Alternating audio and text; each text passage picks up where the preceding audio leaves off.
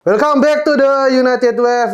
We're gonna serve you with some United update from around the world with me, Gautama. This is Ios and welcome back with Mario Delano.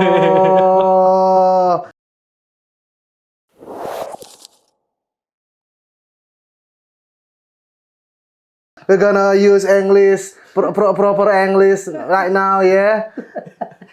Baru balik dari Manchester dia. Yeah. So you used to talk in English now, Yes. right? Yes. You already met Van der Sar, Yes. and you're gonna speak in English because you met him, and you want to speak fluently now. Yeah, it's my mother language. Oh, your mother language. Yeah. My mother language. After a Jawa language ya. Apa sih? Lu kayak meremehkan. Enggak ngeremehin. Meremehkan. Kagum aja Kagum. Because you're so confident when talk with Edwin with your English. Yeah, it's a casual chat with my homies. Oke, kita hari ini mau bahas soal wave updates karena ada sesuatu yang gongger banget. Baru beberapa menit yang lalu kita tag nih. Yes. Jadi Fabrizio mengatakan bahwa Yuri Tillmans Yes. akan segera. Wow. Here we go. Wow. Yuri Ini- Tielemans ini salah satu target gelandang United beberapa tahun yang lalu sebenarnya ya. Waktu masih Ole kayaknya, waktu dia masih di Leicester, aku pernah baca berita kalau Tielemans ini salah satu gelandang yang diincar United, tapi akhirnya beritanya muncul lagi setelah dia berumur 29 tahun yang mana ini salah satu pergerakan yang menjilat ludah sendiri. Betul. Karena United kemarin kan sempat ada peraturan kalau mau beli pemain itu maksimal umur 25 atau 26. Ya, Zaman ini waktu Ineos ya perpanjang Erik ten Hag tuh ya. salah satu janji Ineos lah untuk Iya. peraturan transfernya. Tapi Yuri Tielemans ini here we go soon statusnya katanya. Dan ini peraturannya, oke, editor aku akan bekerja mencari peraturannya. Betul. Jadi ada sekitar 5 peraturan sebenarnya dari Ineos. Yang pertama adalah salah 2 atau salah 3-nya tadi yang tadi Dimas Tama bilang jangan umur 25 sampai jangan lebih dari Di atas, 27 ya. lah. Tapi itu ada pengecualian kayaknya waktu Kunya atau Mbumo sebenarnya waktu dibeli itu masih umur 25 kalau nggak salah. Habis itu juga tidak boleh ada label superstar. Terus abis itu juga kenapa kemarin kita ngambilnya Senne Lammens daripada Emi karena Emi umurnya udah offset jauh. Ya, Jadi betul. belinya Senne Lammens.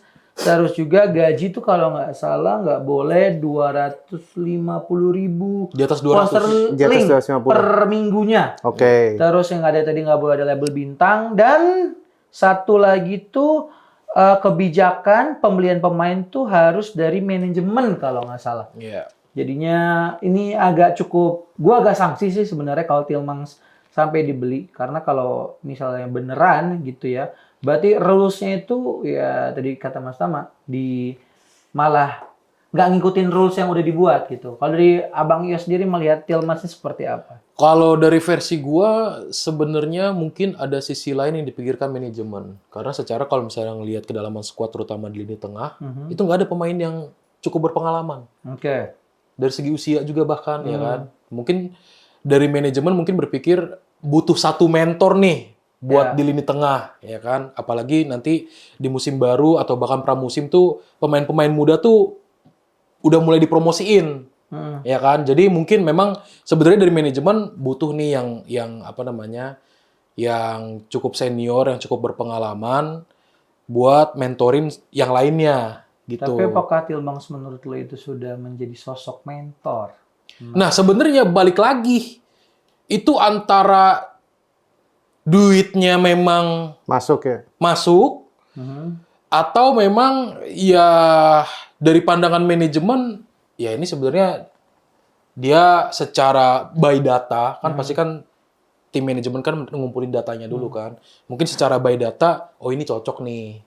Oke. Tapi ini jadi satu pola transfer baru dari United yang benar-benar nggak ketebak. Yuri Tielemans tuh nama yang nggak pernah muncul di radar loh. Iya. Beberapa minggu bahkan berbulan-bulan belakangan ini. Nama-namanya kan yang cukup santer malah setelah kita kecolongan Tonali dan juga Matheus Fernandes kan yang keluar Konenya AS Roma. Yeah. Habis itu ada Joao Gomez-nya Wolverhampton. Yeah. Ada Alex Scott.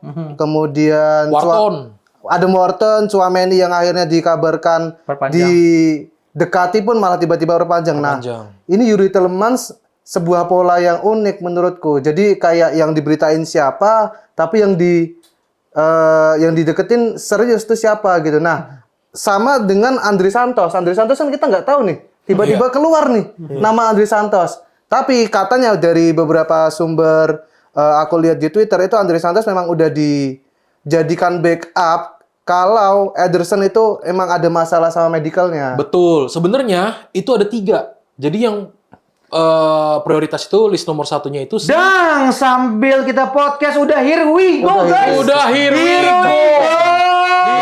Berapa duit? Oke, membayar release clause-nya itu 41 juta euro. Gitu. Berarti di bawah 40 juta kalau hitungan pound sterlingnya ya. Iya. Ih, bisa pas banget. Bagus langsung itu. here we go ya. Duitnya kan. Harga bagus, Harga bagus. Ini Andre Santos 22 tahun, mungkin adalah jangka panjangnya. Nah, si Yuri Tielemans 29 dengan harga yang masuk banget menurutku. Aku tadinya khawatir, mungkin di atas 60 nih. Tapi kalau 40 sekian, oke. 29 tahun. Ya, good deal. Ini katanya sih personal terms agree. Nah, personal terms ya kita nggak tahu nih. Cuma kalau Fabrizio udah ngepost sih, kalau tidak ada faktor X yang memang jadi kendala, biasanya udah tinggal pengumuman dari klub. Nah, dan momennya pas banget Belgia habis pulang ya. Iya, itu dia betul. Belgia habis pulang. Betul. Adakah ini bisikan-bisikan dari Saint Lamens? Iya kali ya. Bisa jadi. Iya kali bisa ya. jadi.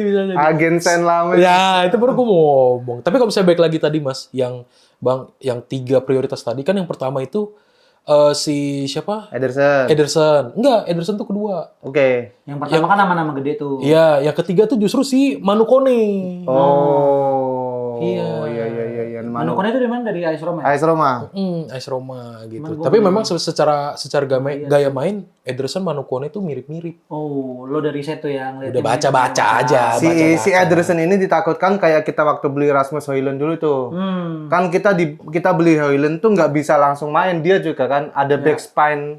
Iya, cedera punggung. Iya, cedera punggung. Nah, ini si Ederson katanya tuh meniskus. meniskus. Iya, Apa tuh, Ederson Bang? iya. Meniskus tuh apa? Meniskus tuh ini dia meniskus itu. Ya, inilah penyakit meniskus ya. tolong Cedera lutut, editor cedera ya. lutut. Lutut ya. Lutut, Nah, lutut dan ya. meniskus. jadi ketika dia medical yang pertama di di Amerika, bilangnya masih aman. Oke. Nah, yang kedua waktu di UK nih, itu memang katanya udah United nggak mau ngambil resiko. Ya. Jadi kayaknya gerak cepatnya adalah langsung yang available aja lah. Tapi Mungkin terakhir kali aku baca, Mas, Atalanta tuh tetap masih mau nawarin lagi. iya. Karena insist atau ya mereka mengatakan bahwa fit aja nih pemain. Wah, kok jadi kayak mau jual barang second ya, barang loak kayak lip dipaksa, service aja tuh. Ya tapi semoga sih kalau Karena yang pertama dulu Højlund berhasil kali ya. berhasil. Dia aman kok ini Højlund kok Tapi gitu. jangan sampai lah.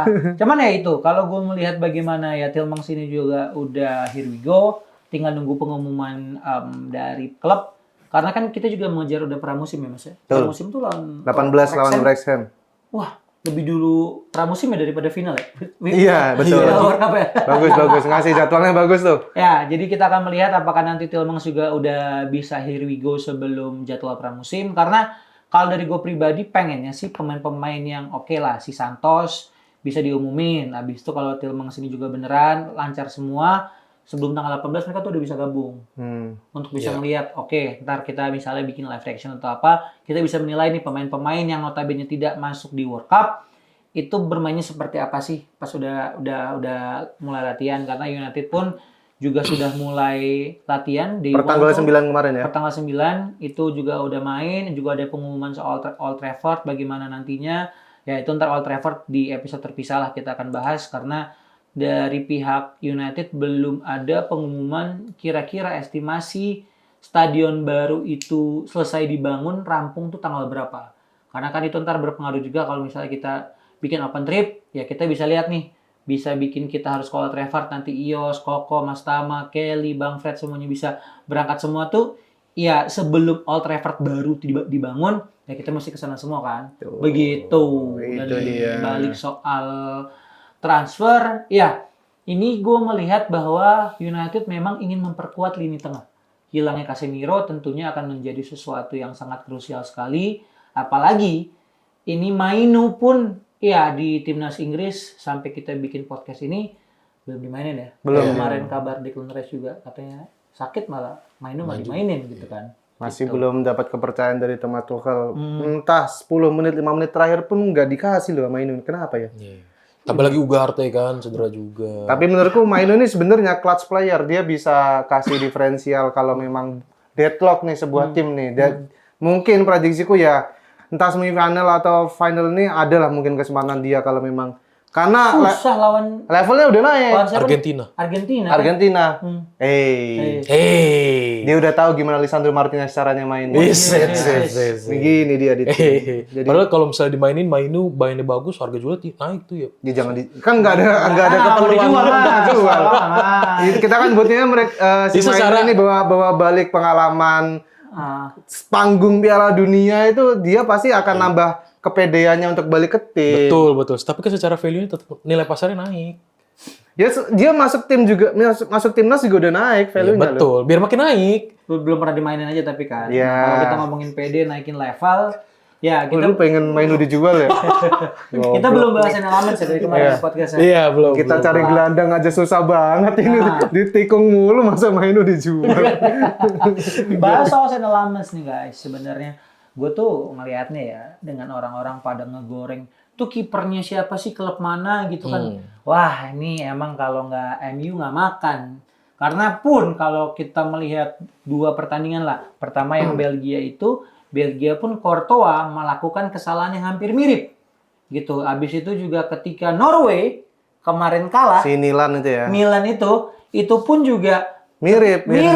Jadi bola seperti itu sebagai pakar kiper bagaimana Yus? Waduh, Ahli kiper dunia. Dilempar ya. saya bukan kiper. Oh, Sebagai pakar kiper. sebagaimana dia melihat lah sebenarnya ya bukan mungkin. Iya, kiper salah, bola lepas. Tapi second ball ketika ada yang ngambil tim lawan, back itu jangan diem baik gitu loh. Nah, sebenarnya lebih ke situ. Nah, gue punya sudut pandang beda nih. Lemons kan main di pertengahan babak kedua nih ketika Tinggal 10 atau 15 menit. ya itu Courtois akhirnya gempuran Spanyol kan kayak gimana dahsyatnya kita tahu sendiri Belgia. Nah, menurutku Courtois main sampai akhir pun gempurannya akan makin gede. Nah, apesnya si Lemons main ketika si Spanyol ini intensitas serangannya emang lagi puncak-puncaknya nih. Dia main dengan laga debutnya, di mana kesiapannya pun belum 100% mungkin Ya. secara mental dan juga nah dia langsung berhadapan dengan Spanyol bukan dari awal laga, tapi dari di mana Belgia memang lagi digempur habis-habisan sama Spanyol. Oke. Meskipun kipernya adalah Courtois sampai 90 menit, menurutku bakal jebol-jebol juga itu. Ya. Menurutku bakal jebol-jebol juga dengan intensitas serangan Spanyol yang kayak gitu. Nah, Sena Lammers dengan umur 24 dan laga debut langsung digempur sama Spanyol yang menurutku di mana itu memang sebuah debut yang apes aja menurutku, debut di timnas yang unlucky, tapi memang ya kita kan kalau kasih opini atau kasih narasi ke publik kan ada sebenarnya setiap orang punya pilihan. Nah, orang-orang yang menyalahkan Sena Lammers ini membiarkan kebencian menang hari itu. Betul, karena ya gua sih melihatnya iyalah. kebencian menang ya hari itu. Kebencian terhadap Situasi United, kebencian tuh kebencian ada United gitu. sama United, kebencian sama Sena Lammers yang menang hari itu. Jadi dia mengutarakan Apalagi- ini Sena Lammers yang bikin Belgia pulang ya. Apalagi Zlatan juga ngegoreng kan. Iya. Zlatan tuh tahu banget dia harus ngomong seperti itu, dia harus jadi antagonis. Tapi menurut gua, aki-aki ya. Lo di Milan aja banyak yang demo suruh lu turun ya. Jadi jangan sok-sokan begitulah. Lo aja nggak pernah menang World Cup anjing gitu kan. Mas, Ini- coba kemarin waktu ketemu ngomong gitu berani. Wah, jujur takut ya. Nih Mas, Ganindra Bima udah tinggi. Ibra lebih tinggi lagi makanya. Ente kalau berantem diginiin. Iya, oh, diem ya. Cuman ya betul lah kalau misal kita ngomongin soal United ya sekarang apapun digoreng. Dan juga ketika kemarin kalau Mainu dimainin hati-hati nyusul Sena Lammers narasi seperti itu yang menurut gua yang ngebuat pemain tuh mentalitasnya akan jadi tanda kutip terganggu lah sedikit banyaknya. Dan gue harap bagaimana nanti Senne Lammens setelah musim dimulai dia bisa bounce back. Karena kan dia dibela sama Iker Casillas. Habis itu juga katanya sampai ditelepon De Gea juga tuh untuk nyemangatin Senne Lammens. Dan Courtois pun juga bilang ya bahwa ini bukan sepenuhnya salahnya Lammens dan intensitasnya ya shit happens, terjadi gol. Tapi menurut gua semuanya itu ya pembelajaran buat Lammens. Gua kayak mikir kemarin anjing gua ngerasain juga nih jadi fans Ronaldo mau fans Messi yang kayak pemain gua diserang kesel banget sih. Cuma harus tetap rasional kan karena ya tadi benar kata Mas Tama ketika dia debut kalau kita nggak usah ngomongin umur lah Mas. Gua sedikit punya pandangan yang berbeda karena lu ketika udah dipanggil timnas mau berapapun umur lu ya lu harus ready. Karena ada satu momen katanya sebelum Lammens itu masuk, ada kamera yang nyorot Lammens tuh lagi bengong aja di bangku cadangan tiba-tiba disuruh masuk, jujur kaget sih. Iya, dia juga nggak nyangka bakal main hari itu kan. Iya. Karena Courtois pun kayaknya nggak ada masalah nih selama beberapa pertandingan sebelumnya. Dan Courtois sendiri setelah pertandingan juga bilang, ini entah ya bener apa enggak, tapi aku pernah baca kutipan ketika setelah pertandingan itu, lapangannya jujur keras, dia bilang gitu. Jadi kan ada pantulan juga kan ketika yang dia bola muntah itu. Dia bilang pantulan bolanya agak susah ditebak karena lapangannya keras. Kalau mau nyalain lapangan boleh. Iya, panitia FIFA juga bisa itu. Yang Inggris ya, itu kabel katanya bola kena kabel ya. Kena kamera spider. Ya, spidernya. Gitu. Cuman kok kayak nggak ada itunya. Cuman ya udahlah, kalau kita ngomong Piala Dunia entarlah yappingnya setelah semuanya kelar ya, soalnya kan masih banyak brand yang masuk ya. Amin. Terus apalagi kalau kita ngebahas tadi ya Tielemans. Nah menurutmu setelah ini strategi transfer United itu bakal kayak apa nih? Karena kita tahu kok tiba-tiba kayak nggak bisa ditebak aja itu arah transfernya. Apa sih yang menurut Abang Mardel lihat nih manajemen tuh maunya kayak apa? Manajemen pasti maunya murah ya. Tapi katanya kalau dihitung-hitung United tuh punya space 300 juta untuk dihabiskan musim ini. Kalau sesuai FFP ya, United punya space 300 juta untuk dibelanjakan musim ini. Ya, tapi kalau gue coba nanti kita coba cari bareng-bareng hitungannya 300 juta ada spare segitu. Cuman kan utangnya United juga makin besar nih. Atau kan masih ada lah belum kelar juga gimana Glazers dan juga Ineos itu benar-benar bisa mengkalkulasikan duitnya. Karena kalau pemain-pemain ini, balik lagi, gue selalu punya anggapan Manchester United beli pemain itu bukan masalah skill jagonya, tapi mentalitasnya. Mental itu yang harus bisa dikuat-kuatin menurut gue, kayak Cunha, Mbeumo, itu ya mereka sudah di Premier League. Sesko dia bukan social media guy lah, dia benar-benar fokus sama. Kemarin tiba-tiba update juga gue komen main IG lagi ini abang. Senne Lammens pun juga tipikal yang seperti itu gue ngelihatnya, dia tidak terpapar secara langsung oleh sosial media, tapi ya baik lagi pemain-pemain ini tuh harus bisa kuat secara mental. Yang gue harap siapapun yang didatangkan oleh United itu orang kan bilang bang kita pengen pemain yang bermain dengan hati, bermain untuk United, yang pengen dibeli United. Iya, mungkin pemainnya mau seperti itu. Tapi kan baik lagi permasalahan duit. Yang ketika Mbeumo dan juga Cunha, mereka sudah state bahwa pengen main di United, sampai akhirnya mungkin dari sisi negosiasi antar klub, pemain juga punya role penting tuh untuk bersuara. Dan kalau gue ngeliat dari Sandro Tonali atau mungkin Elliot Anderson, ya pemain mungkin juga lebih mikirin dari segi duitnya sampai akhirnya mereka tidak mau ke United, ataupun ya sebenarnya mereka dari awal nggak mau ke United, cuman ya emang digoreng-goreng aja. Kalau misalnya gue sih ngeliatnya seperti itu. Kalau Ios gimana Ios? Ya bisa diambil contoh kayak Matheus Fernandes mungkin yang dia juga tuh. Dia katanya emang pengen banget main buat United, tapi apa daya kalau misalnya agen dan klubnya ngejual dia dengan harga tinggi.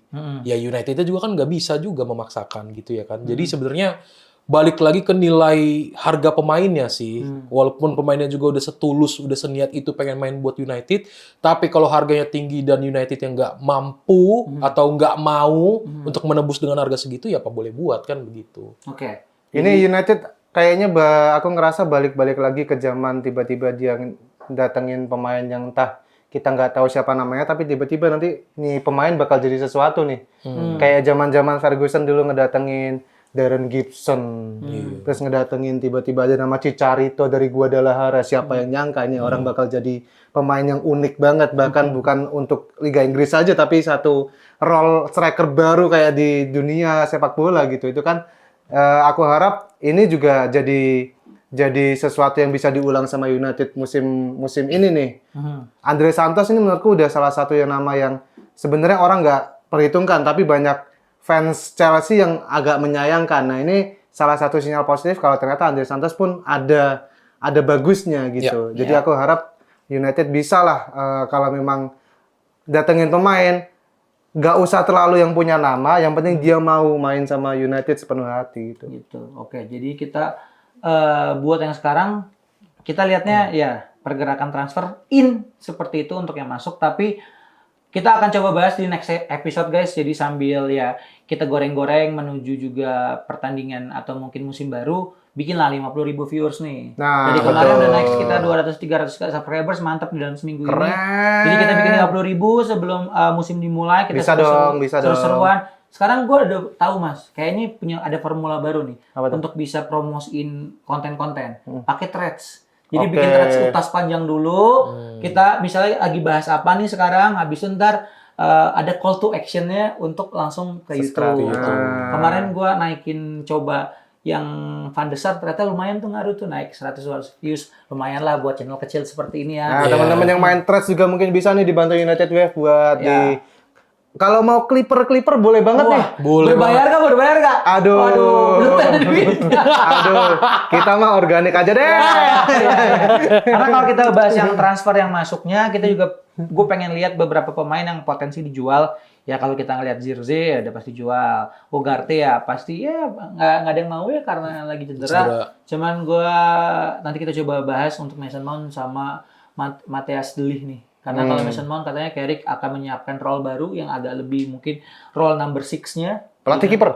Wow, pelatih kiper. Kardarlo tiba-tiba masuk loh. Kardarlo umurnya 35, makanya Iya. karena mungkin dia backupan, Altebayindi juga pasti cabut ya.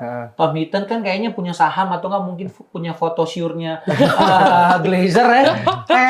Diperpanjang terus anjir. Kardarlo masuk di mana ketika Arsenal dapat Ian Meslier-nya. Leeds United umur 26 dengan free transfer. Aku agak bingung nih kenapa bukan Ian Meslier. Iya, Meslier aja sekalian diambil ya. gitu. Aduh. Ya mungkin kebutuhan United untuk main di Liga Champions kan harus ada homegrown player kan. Kardarlo masih masuk tuh homegrown player tuh. Ya. Dan kita juga mungkin akan bahas soal Gigi Gabriel karena ini hot topic juga kalau melihat pemain muda ini yang dibilang adalah Messi kecil.